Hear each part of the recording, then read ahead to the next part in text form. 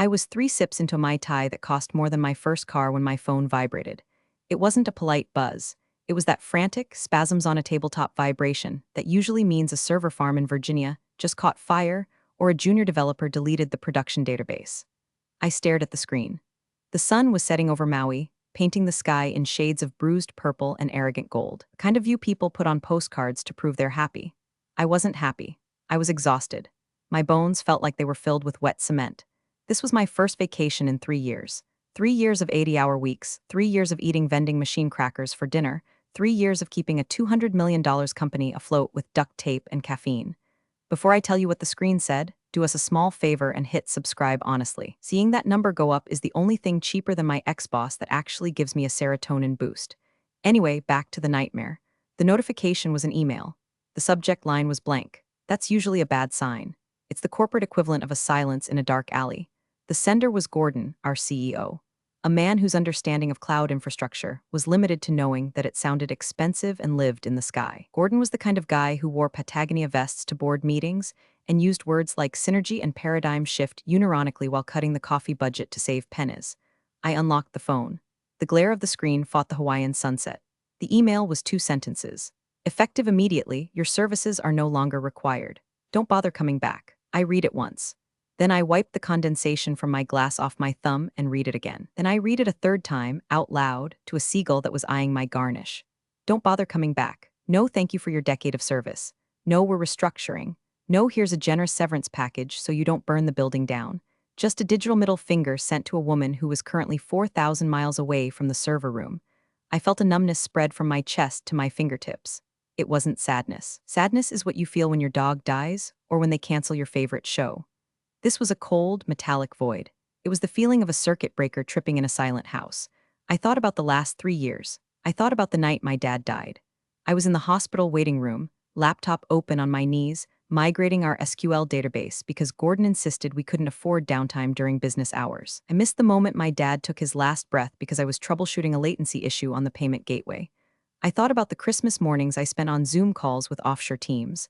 I thought about the gray hairs that had colonized my temples like invasive weeds. I was the uptime queen. That's what they called me. When the internet broke, Karen fixed it. When the load balancers choked on Black Friday traffic, Karen rerouted the packets. I was the invisible structural integrity of the entire company, and they just fired me via email while I was wearing a swimsuit. My first instinct was to call HR. But then, I remembered HR was just a department designed to protect the company from lawsuits, not to protect employees from sociopaths. My second instinct was to throw the phone into the Pacific Ocean. But my third instinct was the one that made me good at my job. It was the instinct that analyzed systems, identified vulnerabilities, and executed commands. I took another sip of the Mai Tai. The rum burned pleasantly on its way down. I looked at the email again. Gordon thought he was cutting dead weight. He thought I was just another line item on a spreadsheet, an expensive legacy employee who didn't fit the new vision.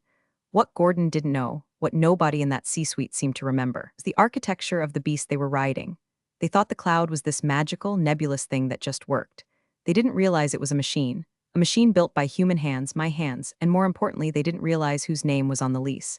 I set the phone down on the little plastic table. The condensation made a ring, a perfect circle. Interesting, I whispered. The seagull squawked. It sounded like a laugh. I opened my laptop. Hotel Wi-Fi was garbage, barely enough to stream a movie, but plenty for what I needed to do.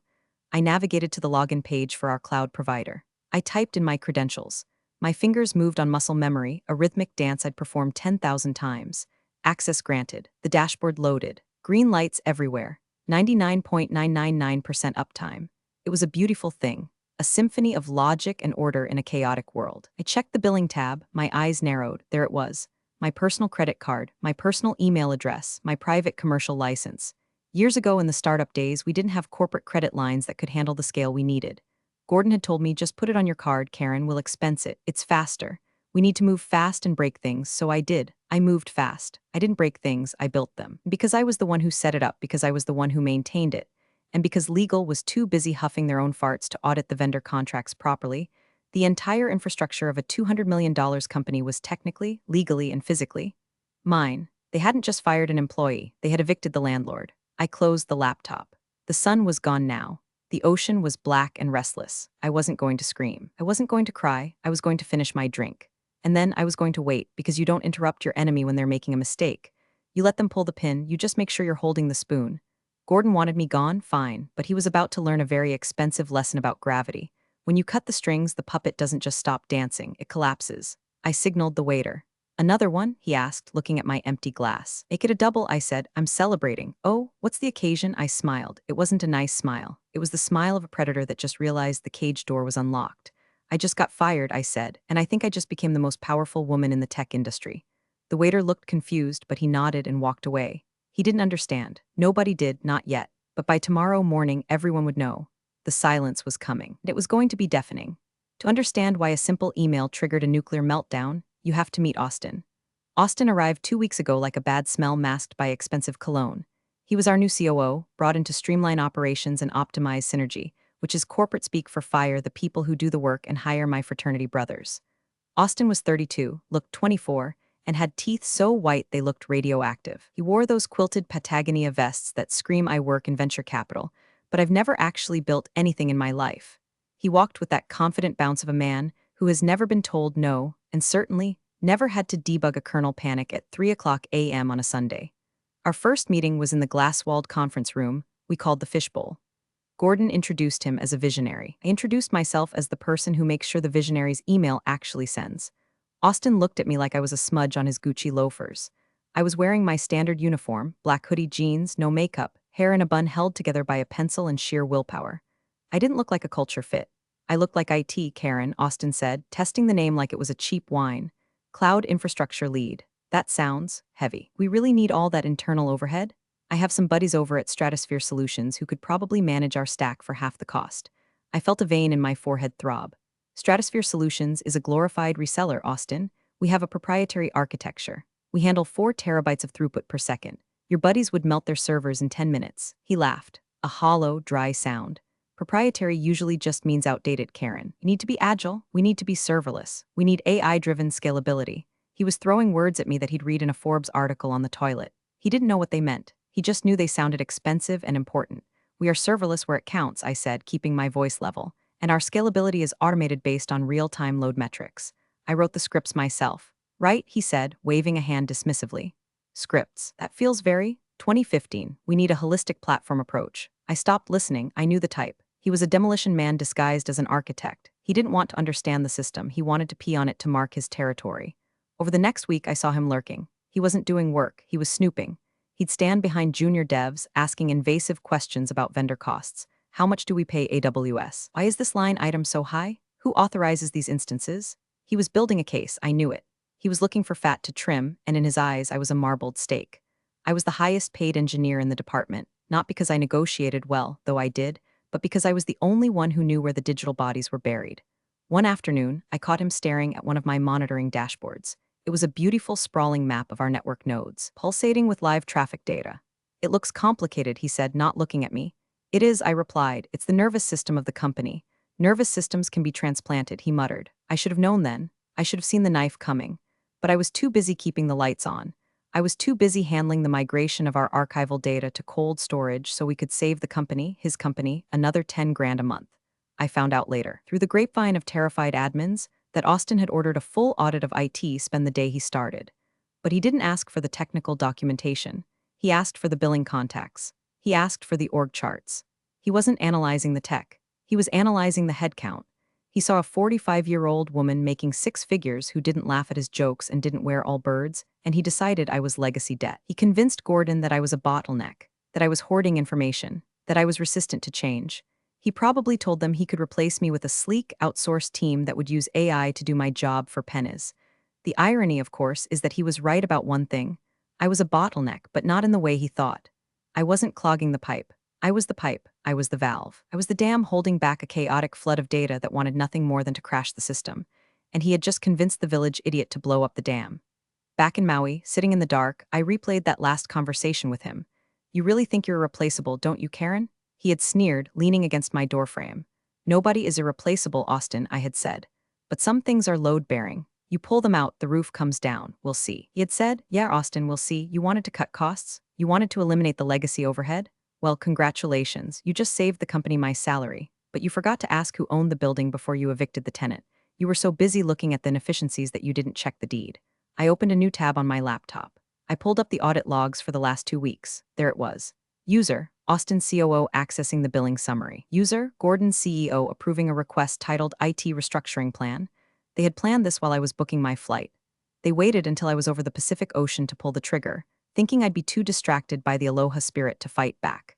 They thought I'd just fade away, embarrassed and defeated. They clearly didn't know that I run on spite and caffeine, and I was all out of caffeine.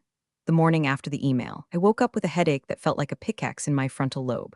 For a split second, the muscle memory of panic kicked in. I need to check the logs, did the nightly backup run, before the reality slammed into me. I didn't have to check the logs, not my circus, not my monkeys, but curiosity is a disease and I was terminal. I sat up in the hotel bed, surrounded by an armada of empty minibar bottles, and reached for my laptop. I tried to log into my corporate email first, just to see. Account disabled, contact administrator. I tried Slack. You have been signed out of this workspace. I tried the VPN. Authentication failed. It was thorough, efficient. Austin had clearly given the order to the sysadmin team, my team, the kids I had hired and trained, to scrub me from existence the moment the email was sent. I could picture it. Kevin, my senior dev, probably typing the command with shaking hands, wondering if he was next. Sarah, the security analyst, probably crying in the break room because I was the only one who defended her when Austin made creepy comments about her energy. I tried calling my assistant David, straight to voicemail. You've reached David at Cloud Corp. They had ghosted me. A decade of work, of late nights, of saved disasters, and I was being treated like a rogue element, a security threat. It stung, I won't lie. It felt like walking into your own house and finding the locks changed and your family staring at you through the window like they've never seen you before. But then, the cold logic returned.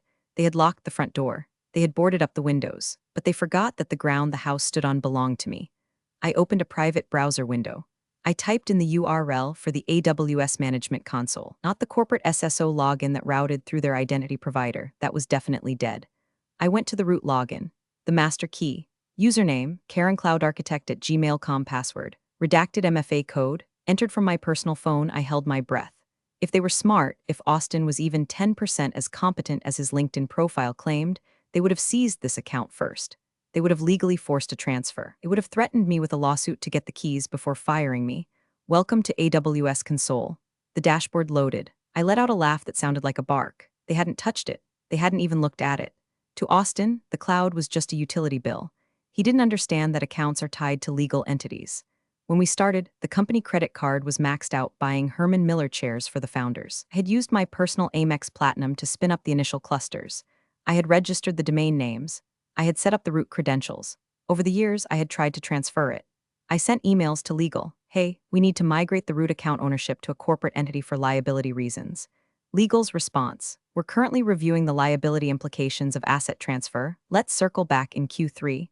That was 4 years ago. I sent emails to finance. Please update the billing to the corporate card. Finance's response: the corporate card has a spending limit that triggers a fraud alert with AWS recurring charges. Just keep expensing it, Karen. It's easier for the audit trail. Laziness, incompetence, bureaucracy. They had woven a rope of red tape, and now they had hanged themselves with it. I looked at the screen. The entire digital footprint of the company was right there. Production databases, the client portals, the source code repositories, the backup archives. I could see the real-time metrics. CPU usage was spiking, probably the morning login rush. The auto-scaling groups were spinning up new instances. The system was breathing, and I was holding the oxygen tube. I clicked on the billing tab. Current month-to-date balance, $42,308.12. Payment method, Karen's personal Amex. They fired me, but they were still charging lunch to my credit card. The audacity was almost impressive. I opened a terminal window on my laptop. I still had my SSH keys. They were hard-coded into the Bastion hosts because, again, I was the one who set up the security groups, and I needed emergency access that bypassed the corporate SSO in case the identity server went down. SSHI Karen root PEM EC2 user at production Bastion connected. I was in. I was inside the network. I was a ghost in the machine. I could see the active sessions. I saw Kevin's username logged into a database replica. I saw Sarah running a vulnerability scan. They were working, oblivious to the fact that their boss was hovering above them like a vengeful god. I typed a simple command. Who am I? Root. The word stared back at me. Root, the base, the source, the absolute power. I wasn't an employee anymore. I was a hostile external entity with administrative privileges. I sipped my lukewarm coffee. I could burn it all down right now. rm/rf/. The classic delete everything command. I could wipe the databases. I could encrypt the backups and throw away the key. It would take them months to recover if they ever did. But that was too crude. That was criminal. That would get me sued, maybe arrested. I didn't want to be a criminal. I wanted to be a lesson. I wanted them to feel the silence. I didn't want to break the window. I wanted to turn off the air. I navigated to the Identity and Access Management (EAM) dashboard. This is where permissions are controlled. This is where you decide who is allowed to touch what. I saw the role Austin COO audit. It had read-only access to everything. I smirked. I clicked edit. Then I looked at the master service control policies. These are the rules that govern the entire organization. I opened a new text file on my desktop and started drafting a plan. Step 1, revoke the license. Step 2, silence the alarms. Step 3, the blackout. I wasn't going to hack them. I was just going to stop paying the bill. I was going to retrieve my property. I picked up my phone and called American Express. "Hi," I said to the automated voice. "I need to report a lost card. Please cancel my current number immediately and issue a new one." "Certainly," the robot said. "Your current card has been deactivated. Step 1 complete." The next time AWS tried to charge my card, which, based on the billing cycle, was tomorrow, the payment would fail. But AWS gives you a grace period. They don't shut you down immediately for a failed payment. I didn't want a grace period. I wanted immediate results. So I went back to the console. I found the organization settings, the button that said leave organization. If the root account leaves the organization, the child accounts, the ones running the actual servers, get orphaned. They lose their billing anchor. But that was too messy. Instead, I looked at the API keys, the little strings of code that let the company's applications talk to the cloud. I selected all active keys. My mouse hovered over the button that said deactivate. Not yet. I needed them to feel safe for one more day. I needed Austin to give his big new direction speech. I checked the company calendar. I still had the synced copy on my phone. Town hall meeting, the future of Cloud Corp. Tomorrow, 10 o'clock a.m. PST. Perfect. I closed the laptop. I was going to enjoy my day at the beach. I was going to snorkel with turtles. I was going to eat fresh poke. And tomorrow at 10:01 a.m., I was going to turn off the sun. The next morning, Maui was disgustingly beautiful. The ocean was a sheet of turquoise glass. The air smelled of plumeria and expensive sunscreen. I sat on my balcony, wearing a bathrobe and sunglasses, looking like a retired villain from a Bond movie. My laptop was open on the patio table next to a pot of Kona coffee. It was 9:55 a.m. in Oregon. The town hall was about to start. I didn't have access to the Zoom link anymore, obviously. But I didn't need it. I had something better. I had Twitter. And I had the internal chat logs of the DevOps team, which I was currently tailing via a backdoor shell I'd left open on a forgotten staging server. I could see the chatter scrolling by in green text on a black background. "Kevin Dev, you guys seeing this lag on the auth server? Sarah Sec. Yeah, latency is creeping up. Is Karen around? Kevin Dev, dude. Didn't you hear? She's gone. Sarah Sec, what when? Kevin Dev, Austin fired her yesterday via email. Sarah Sec, Jesus, who's running the migration? Kevin Dev, we are. I took a sip of coffee. Poor kids, they were about to learn trial by fire. 10 o'clock a.m. The town hall was starting. Austin would be on stage now, flashing those veneers, talking about lean operations and trimming the fat. He was probably making a joke about how easy it is to manage the cloud in 2024. "It's all automated," he'd say. "It runs itself." I minimized the chat and brought up the AWS console. I navigated to CloudWatch, the monitoring service. This is the dashboard that tells the engineers if the system is healthy. It's the eyes of the ship. I selected the main dashboard group. Action, delete. Are you sure? I clicked yes. Instantly in the DevOps chat, panic flared. Kevin Dev, guys, my dashboard just went blank. Sarah Sec, mine too, says resource not found. New guy Steve, is the internet down? Kevin Dev, no, Slack is working, the monitors are gone. The widgets are just deleting themselves. I smiled. Step 1, blind the enemy. They couldn't see the traffic spikes. They couldn't see the error rates. They were flying a 747 in a thunderstorm, and I just covered the windshield with duct tape. Now for the engines. I navigated to the API gateway. This is the front door for all mobile apps and web clients. Every time a customer tries to log in, check their balance, or upload a file, it goes through here. I selected the production stage. I looked at the throttling settings. Currently set to 10,000 requests per second. I changed it to 0. Update configuration. The loading spinner spun for 3 seconds, then success. I switched back to the chat logs. Took exactly 12 seconds. Support bot, alert, ticket volume spiking. 50 new tickets in 10 seconds. Kevin Dev, I'm getting 503 errors on the login page. Sarah Sec, the app is dead, I can't log in. New guy Steve, what do we do? Who knows how to revert the API config? Kevin Dev, that was Karen's domain. I don't even have right access to that gateway. Chaos, pure, unadulterated entropy. I opened Twitter. I searched for Cloud Corp. At Angry User 123, is it Cloud Corp down? App keeps crashing. At TechCruncher, reports surfacing of major outage at Cloud Corp. Timing coincides with rumored executive shakeup. At CryptoBro99, at Cloud Corp rug pull, my assets are frozen. I checked the time. 10:15 a.m. Austin was probably just getting to the part of his speech about unmatched reliability. Suddenly, my personal cell phone buzzed. It wasn't a notification, it was a call. I looked at the ID. Gordon, I let it ring, it stopped, then it rang again immediately. I let it ring, then a text came through. Gordon, Karen, are you seeing this? System is down, need you to hop on a call ASAP. I laughed out loud. The seagull was back, watching me. He thinks I work for him, I told the bird. I didn't reply. I just watched the chat logs accelerate. Kevin Dev, Austin just ran out of the conference room. He looks like he's gonna puke. Sarah Sek, the CTO, is screaming at me asking why the rollback isn't working. Kevin Dev, tell him we don't have permissions. The rollback script runs on the Jenkins server, and the Jenkins server can't talk to the repo because the keys are dead. They were figuring it out.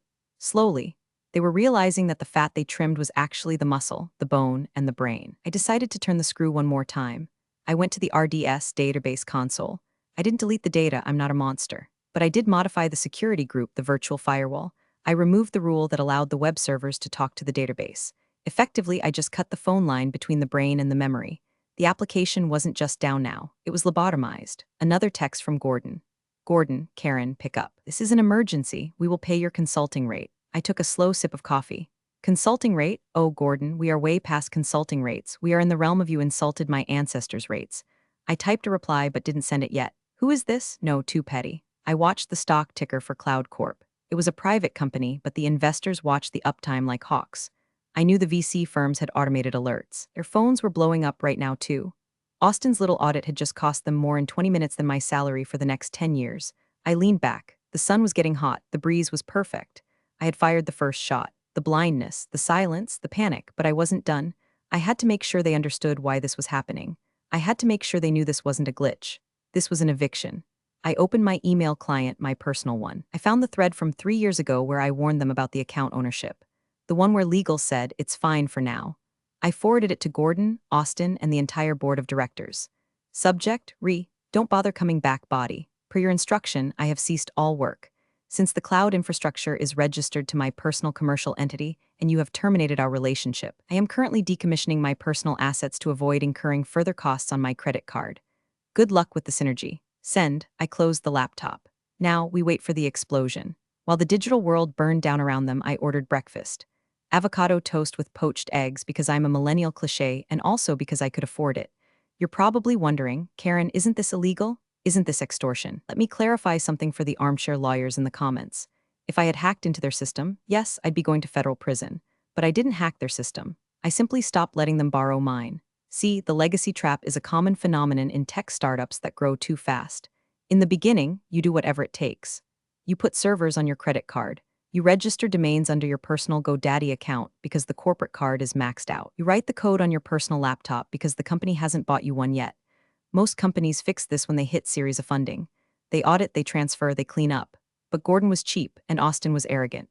3 years ago, I sent a memo. I remember writing it. It was titled Critical Infrastructure Asset Transfer.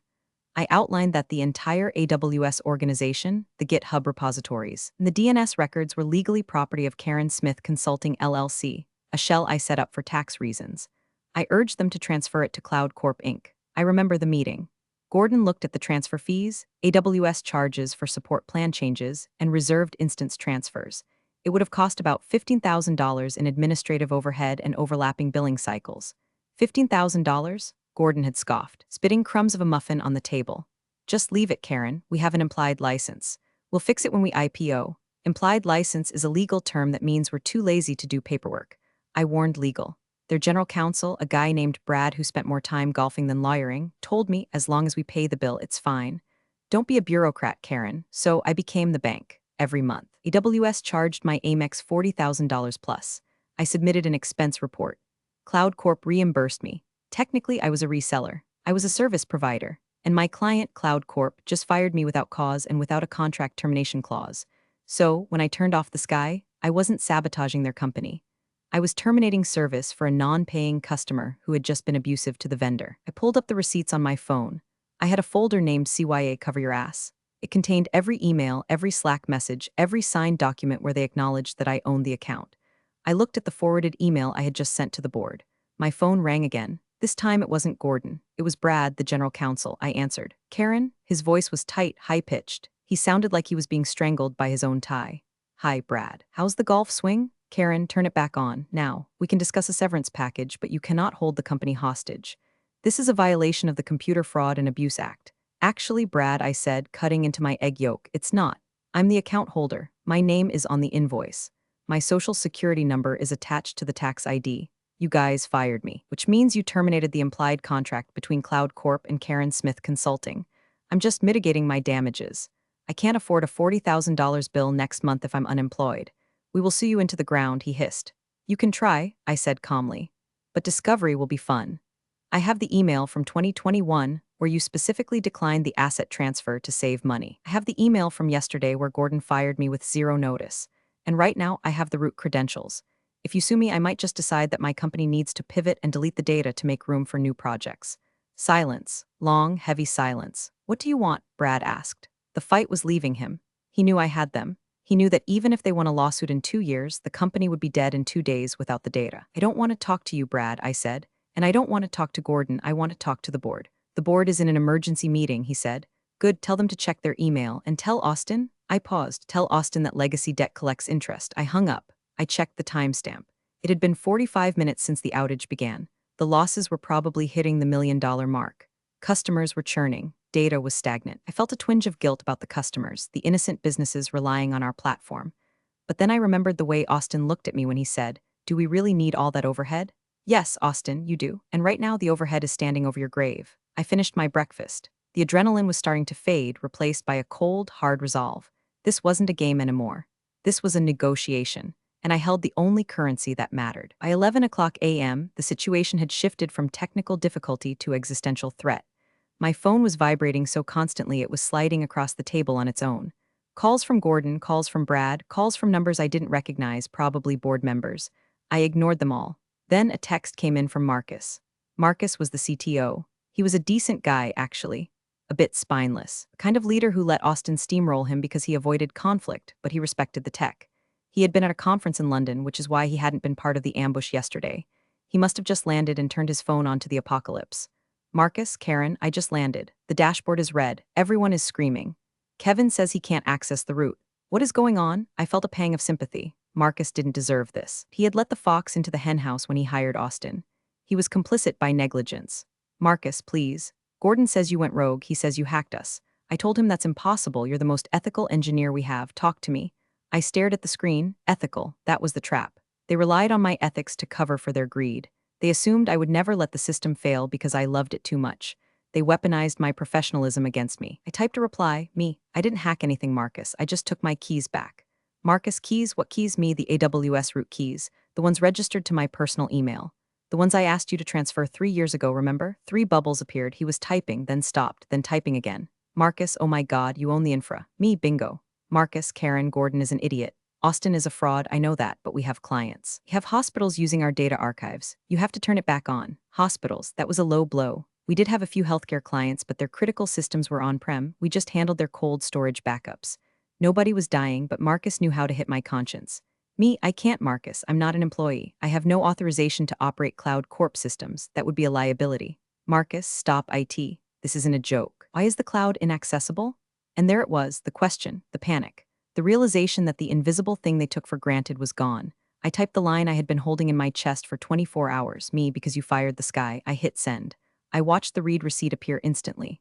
You fired the sky. It was dramatic, maybe a little over the top, but it was true. They thought the cloud was just there like air.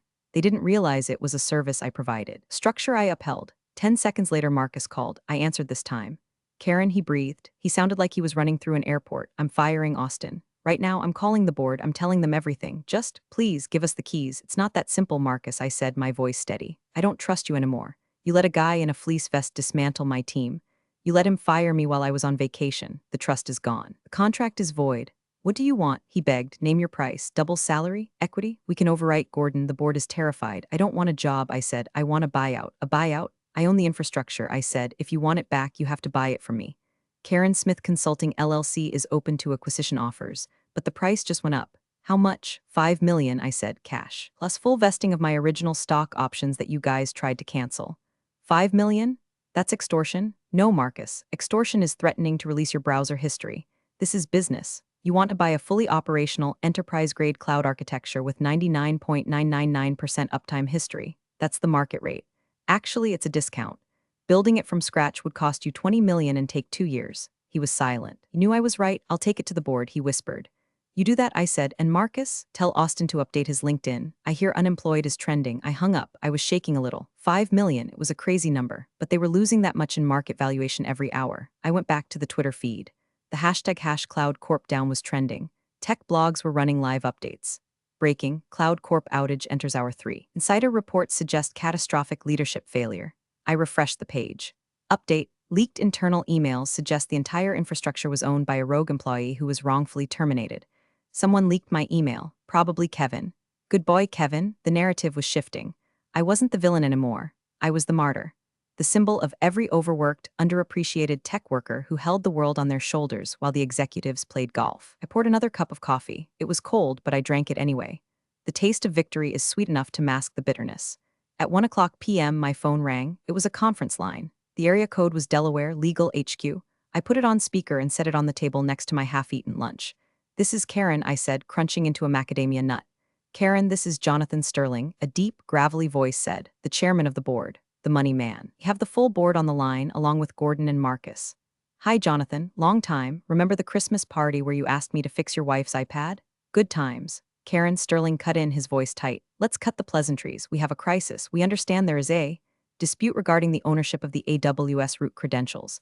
There's no dispute, Jonathan, I said. I have the receipts. You have the outage. It's pretty clear. You're prepared to offer you reinstatement, Sterling said, sounding like he was swallowing broken glass.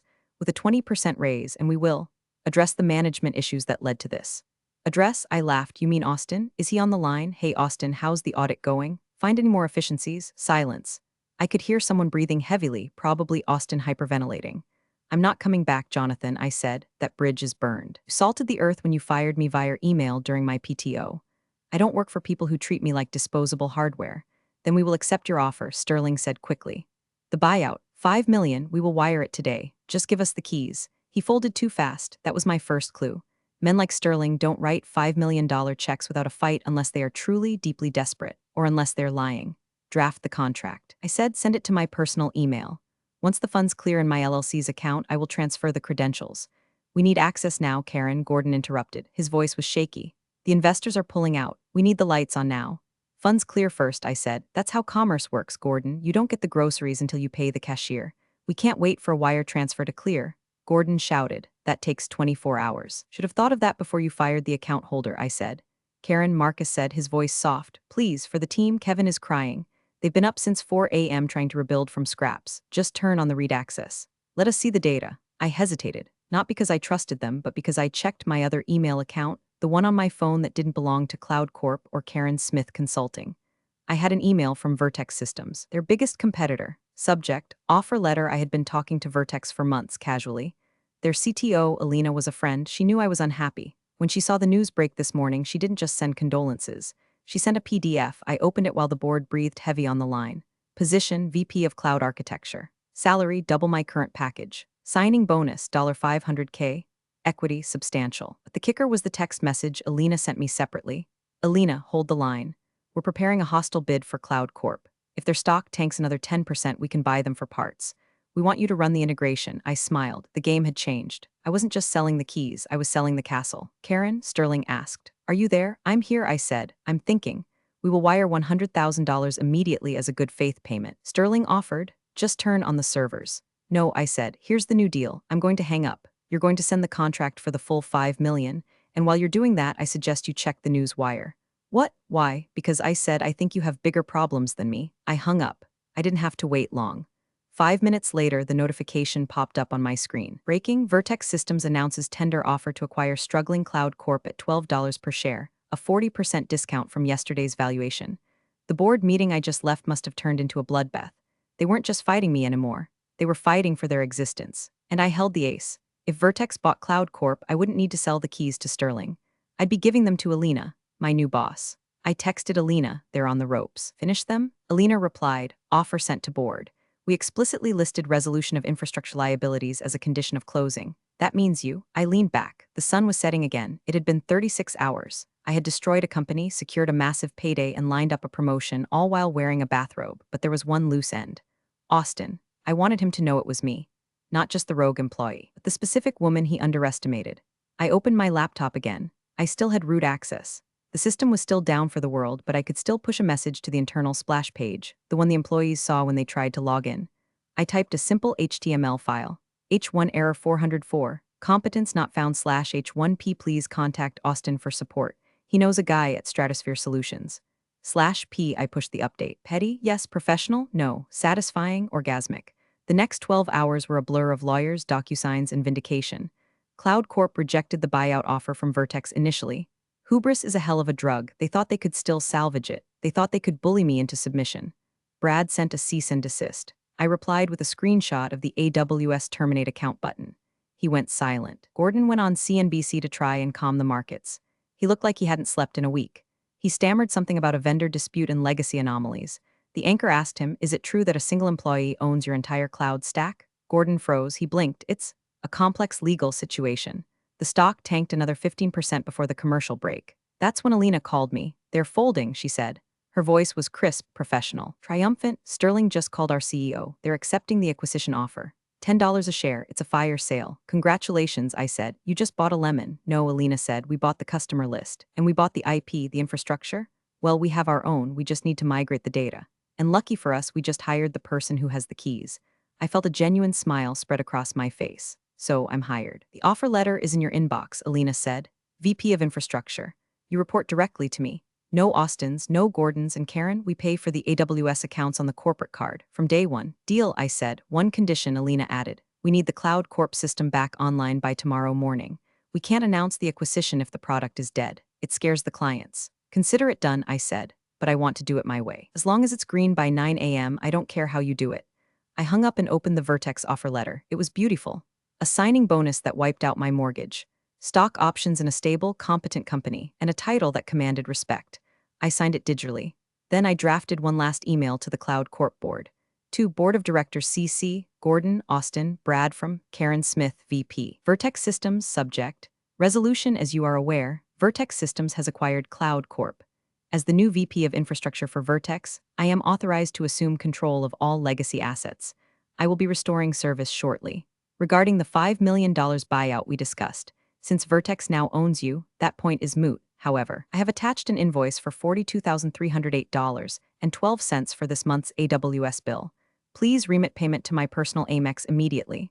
Austin, I suggest you back up your emails locally. I'll be wiping the executive mail servers first as part of the security audit. I hit send.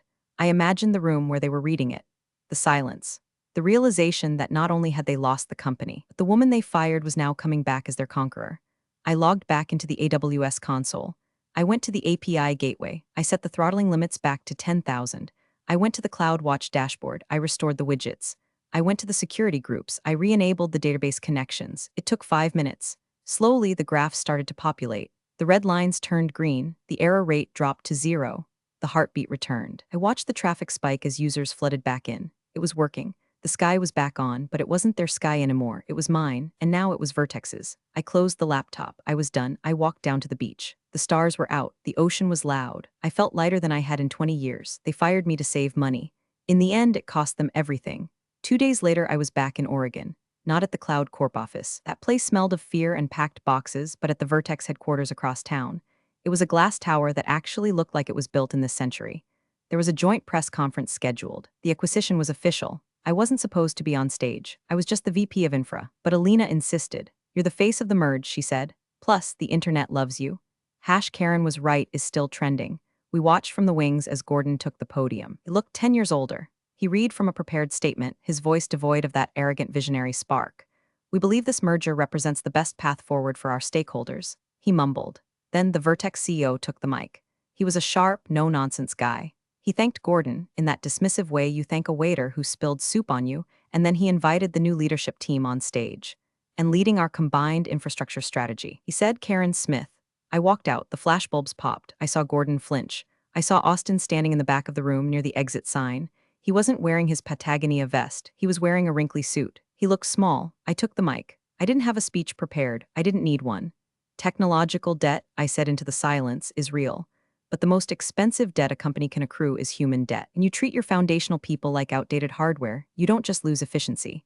You lose your foundation." I looked directly at Austin. He looked down at his shoes.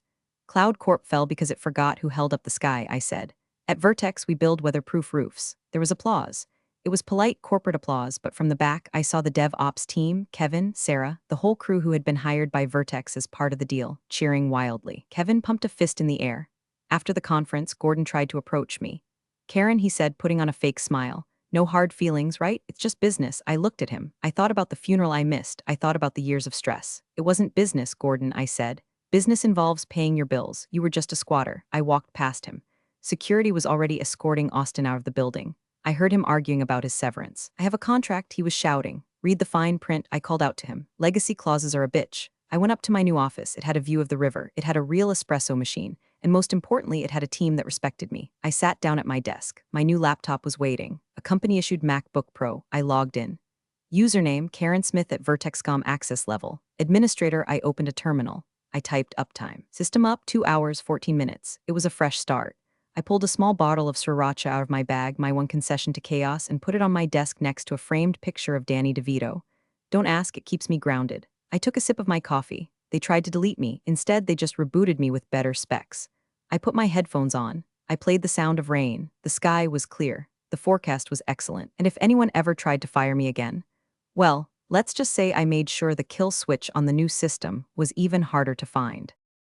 Funny how some people forget who built the system they depend on until it's gone. Karen didn't scream or beg, she just let silence speak for her. In the end, it wasn't revenge. It was accountability, delivered in code and calm. Thanks for tuning in, and I'll see you in the next story.